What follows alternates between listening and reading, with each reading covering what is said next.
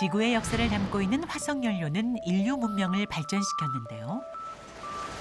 화석연료는 지속 가능하지가 않거든요. 우리가 어떤 식으로든지 화석연료를 대체할 수 있는 대체에너지원을 갖다 개발을 해야 되는데 그거는 사실 따져보면 태양광 에너지밖에 없는 겁니다. 네, 했었는데요. 빨리 가자. 해가 뜨니 연구원들의 발걸음이 바빠집니다. 수야 선 개수 맞지? 5개 딱 맞아. 빠르게 하자. 아, 이제 나오려고 그러다 이제. 예예. 내가- 시작하겠습니다. 일단 한번 시작해보자. 태양과의 밀고 당기기 끝에 본격적인 실험이 시작됩니다. 오염된 물을 붓고 나니 장비가 작동되는데요. 이건 무슨 실험일까요? 태양빛을 받으면서 금속판 위에다가 닿는 순간 이제 이거 표면이 활성화가 됩니다. 활성화가 돼가지고 이제 처리를 하는 연구를 갖다 우리가 하고 있는 거죠.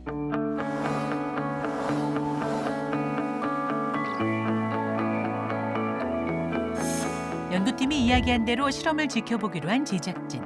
정말 시간이 지날수록 물 색깔이 옅어지는 모습을 볼 수 있었는데요. 몇 시간 뒤 확연하게 맑아진 물. 어떻게 가능한 걸까요?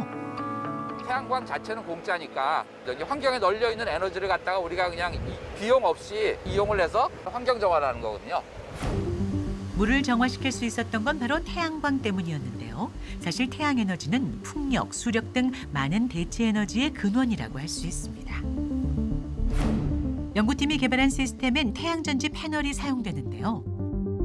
그러니까 이게 광전기화학 시스템이라 가지고요. 그 전극에다가 전압을 약간 걸어줘야 돼요. 그래서 그 전압을 걸어주기 위해서 우리가 태양전지를 갖다 사용하고 있습니다. 태양 에너지는 태양전지 패널과 전극에 각각 흡수되는데요. 태양전지에서 생산된 전기가 전극으로 흘러들어가면 전극은 오염물질을 분해하기 시작합니다.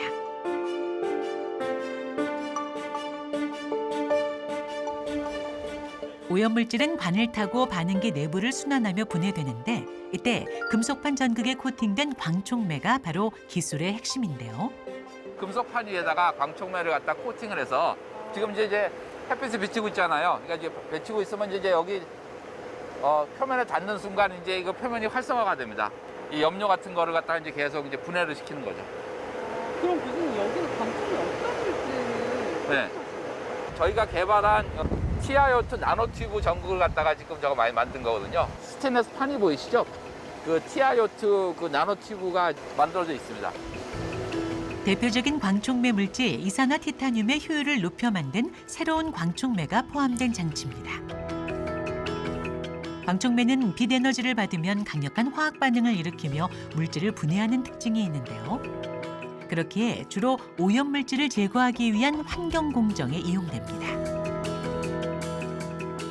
이 광촉매가 빛 에너지를 갖다가 화학 에너지로 바꾸는 데 있어서의 하나의 그 매개체 역할을 하는 거기 때문에 빛 에너지를 이용해서 뭔가를 하려 그러면 하여튼 광촉매 소재가 필요한 거죠.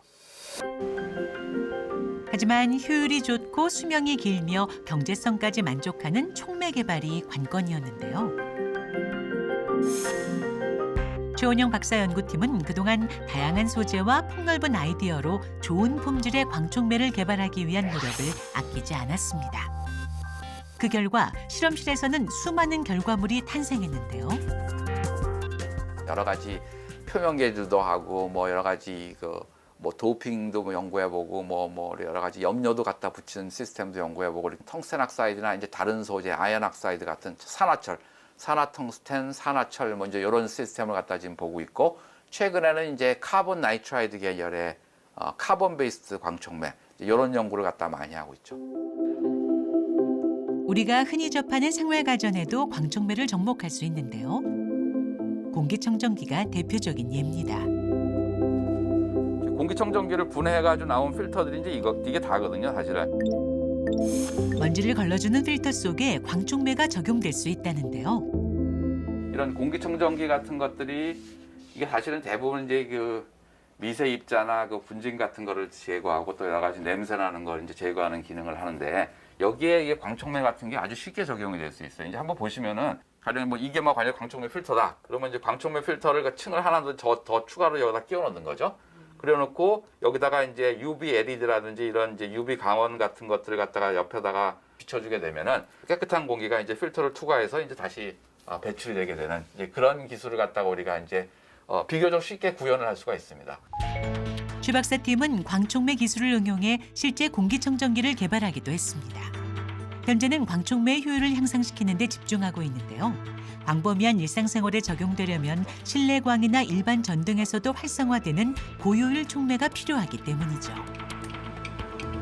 할로겐 램프에서 나오는 빛이 이제 광촉매 표면으로 이제 빛을 비춰주게 되는 것입니다.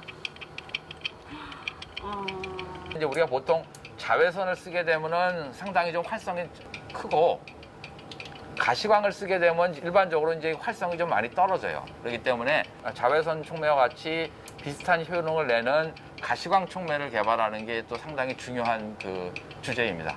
여기에 지금 있는 것들이 저희가 지금 실험실에서 개발하고 있는 여러 가지 그 공기정화용 그 촉매들입니다. 그래서 산화 텅스텐을 기반으로 해가지고 만든 사각형 모양으로 다 코팅된 가시광 촉매들입니다.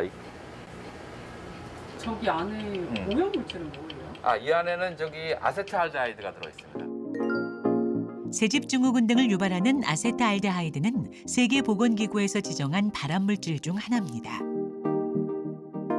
새집 증후군을 일으키는 여러 가지 물질 중에 대표적인 이제 실내 공기 오염 물질이기 때문에 그거를 갖다 우리가 이제 분해하는 실험을 갖다가 광촉매를 갖다 이용해서 분해하는 실험을 갖다 수행하고 있는 것이에요. 실내 공기와 비슷한 조건을 만들어준 후 아세트알데하이드를 용기에 주입하고 빛을 쏘여준 결과 오염물질은 가시광 광촉매와 반응하며 시간이 지날수록 수치가 낮아지는 결과를 나타냈는데요.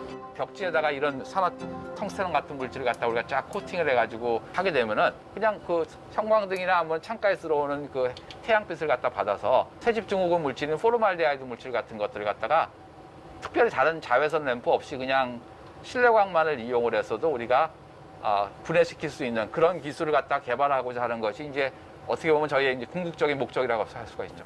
제가 교수 생활을 한 33년 정도 하는데 지금 이제 딱 거의 23년이 지났으니까 3분의 2가 지난 거고 이제 3분의 1 정도 남았다고 볼 수가 있네요. 남겨진 기간이 이제 한 10년 정도밖에 되지 않으니까 막판에 좀 스피드를 내서 사람들의 삶에 좀 뭔가 좀 도움을 줬다라는 이런 뚜렷한 족적이 남았으면 좋겠어요. 그러던 중 최근 2년은 그의 꿈에 한 발 더 가까워진 해입니다. 전 세계 연구자 중에서 논문을 발표해가지고 피인용이 가장 많이 되는 논문을 가진 사람들을 골라가지고 이제 하이리 사이티드 리서치라는 일종의 이제 명예 타이틀을 갖다 붙여줍니다. 2019년, 2020년 2년 연속 논문 인용률이 높은 전 세계 상위 1% 과학자로 선정된 건데요. 최원영 박사의 연구 성과는 관련 분야 과학자들의 연구 기반이 됐습니다.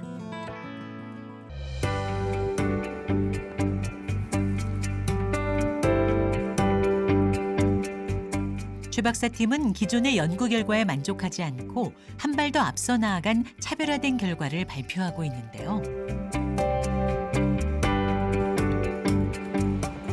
비스피놀 A라고 이제 환경 호르몬으로 많이 테스트하는 물질이 있거든요. 광전기 촉매를 하나 개발을 한 걸 갖다 이용을 해서 비스피놀 A를 갖다가 분해시키면서 수행을 하고자 합니다. 뒷면에서 전국 뒷면에서 나오는. 그런데 실험 도중에 반응계를 들여다보는 연구진. 자세히 보니 액체에서 작은 공기방울이 발생한 모습인데요. 여기에 기포 같은 것도 나오는 거 저거는 뭐예요? 비포 나오는 건 이제 수소가 나오는 거를 보여주고요. 그래서 오염물질이 분해되면서 수소가 동시에 이제 생성되는 실험을 갖다 지금 측정하는 게 이 실험의 주된 목적입니다. 오염물질을 분해하는 동시에 유용한 물질까지 얻을 수 있는 일석이조 기술이 연구팀의 자랑입니다. 환경 쪽의 백그라운드를 가지고 연구하는 사람이니까 저는 이제 환경 정화 시스템을 갖다 쭉 연구를 해왔는데 이제 아무래도 옆에서 이제 뭐 에너지 물분해 수소를 만들고 뭐 에너지 CO2를 전환하고 이제 이런 연구를 보니까 저거 두 개 같이 하면 더 좋을 것 같은데 왜 사람들이 많이 안 하지? 라는 단순한 이제 호기심이 들게 됐고 이제 그런 것들을 이제 좀 두 가지를 동시에 할 수 있는 시스템을 갖다 좀 찾아보자라고 이제 찾게 된 거죠. 석탄 사회를 이을 대안으로 수소 사회가 주목을 받고 있지만 현재 공업 수소 생산 방식에는 문제점이 있었는데요. 우리가 수소를 생산하되 이산화탄소를 전혀 발생시키지 않고 수소를 생산해야 되는데 화석 연료를 개질을 해가지고 우리가 수소를 생산하는 한은 이산화탄소를 발생하는 것을 멈출 수가 없습니다. 그렇기 때문에 우리가 물을 태양광을 이용해서 분해를 시키면은 이산화탄소가 없이 깨끗한 수소를 갖다 우리가 얻어낼 수 있기 때문에 물로부터 수소를 얻어내야 되는 겁니다. 그렇게 물에서 만들어진 수소를 태워서 연료로 사용하고 나면 수소는 다시 물만 배출하기 때문에 대기 중에 이산화탄소를 발생하지 않는 그린 에너지의 선순환 체계가 만들어진다는 것입니다. 총매 녹여놓은 거 지금 이거야? 그 밖에도 대기 중에 있는 이산화탄소를 더 이상 증가시키지 않고 에너지원으로 활용하는 기술이 현재 학계의 키워드인데요. 저 노란색 물질은 뭔가요? 저 노란색이 바로 광활성 촉매예요. 그 촉매에다가 이제 빛을 조여주면서 이산화탄소를 다른 탄소화합물, 고부가 가치 탄소화합물로 바꾸는 거죠. CO2는 상당히 안정하고 이제 에너지 레벨이 낮은 물질인데 이걸 갖다가 우리가 태양광을 이용해서 이렇게 에너지 함량이 높은 메탄올이라든지 메탄이라든지 뭐 개미산이라든지 이런 물질들을 만들게 되면은 그게 이제 상당히 유용한 케미컬이 되는 거죠. 이산화탄소는 단단하게 결합한 분자이기에 다른 물질로 바꾸는 방법은 많은 에너지가 필요한데요. 지구의 골칫덩이, 이산화탄소를 주재료로 활용할 수 있는 기술은 그 자체로도 큰 의미가 있습니다. 지금 하는 작업은 어떤 거예요? 이게 바로 이제 식물이 광합성하는 작용과 같이 우리가 상당히 그 유사한 효과를 갖다가 기대할 수 있는 거죠. 그래서 이걸 갖다 인공광합성이라고 얘기를 합니다. 광합성은 녹색 식물 등이 빛 에너지로 대기 중 이산화탄소와 물로부터 유기물을 합성하는 작용입니다.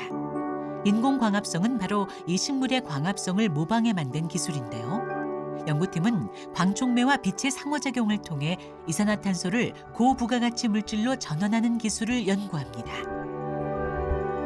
두 개의 샘플을 보시면요. 요게 이제 CO2를 녹인 그 광촉매 그 샘플인데요. 요 오른쪽에 있는 샘플은 이제 반응을 하기 전이고 요 왼쪽에 있는 샘플은 저희가 이제 빛을 쬐가지고 반응을 시킨 샘플입니다. 그래서 이제 여기 저희가 이제 여기 헤드스페이스 가스를 갖다가 샘플을 해가지고 일산화탄소가 얼마나 나왔는지를 갖다가 한번 분석해 보겠습니다.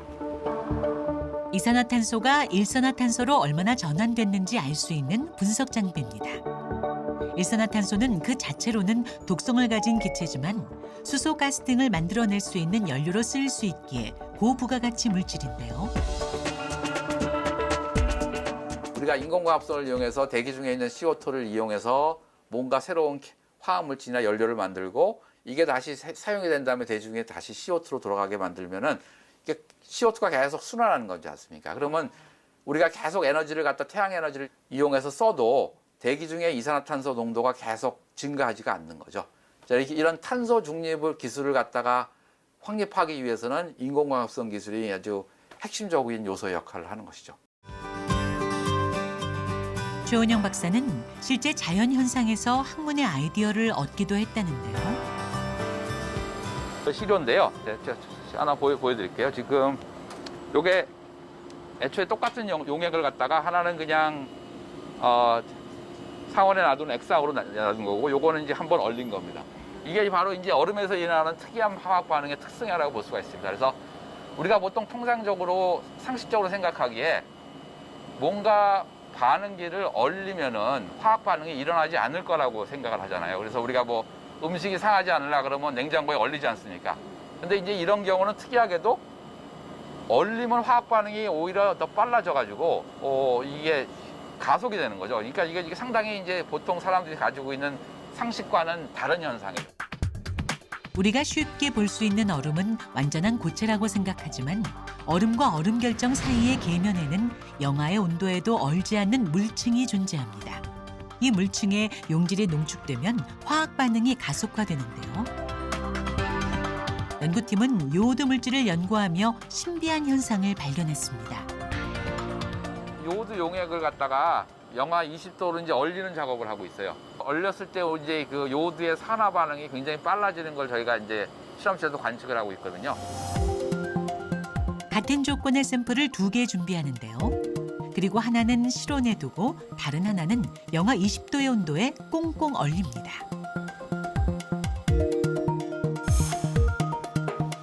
그리고 약 20분 후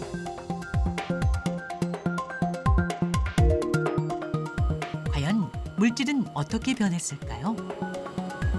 샘플을 보시면은 아까 그 똑같은 샘플이거든요. 아까 근데 그냥 상온에 계속 놔뒀던 샘플하고 요거는 이제 얼린 샘플입니다. 이게 여기 두 개 비교해 보시면 알겠지만은 색깔 차이가 이제 확연히 다른 걸 알 수 있죠.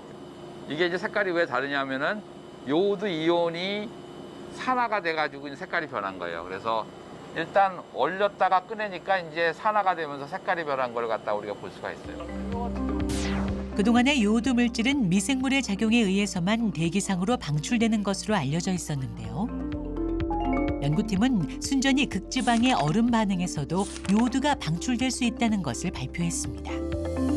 이 실험 결과를 지구 생태계에 적용한다면 극지방의 빙하가 녹을 때 방출된 요오드가 결과적으로 기후변화를 낮추는 데 기여할 수 있다는 가능성을 제시할 수 있는데요. 우리가 이렇게 실험실에서 발견한 현상들이 인류가 지속 가능한 발전을 하는데 조그마한 도움을 하나 줬다라는 것이 인정을 받을 수 있으면은 제 업을 아주 성공적으로 마치는 거라고 생각합니다. 환경에 화학을 더해 어두운 오염을 지우고 새로운 과학의 역사를 쓰는 최원용 박사. 살아가는 한 과학계에 공헌하는 마음과 이름 한 줄을 남기겠다는 뜨거운 심장. 그리고 식지 않은 열정의 에너지가 오늘도 태양처럼 끓어오릅니다.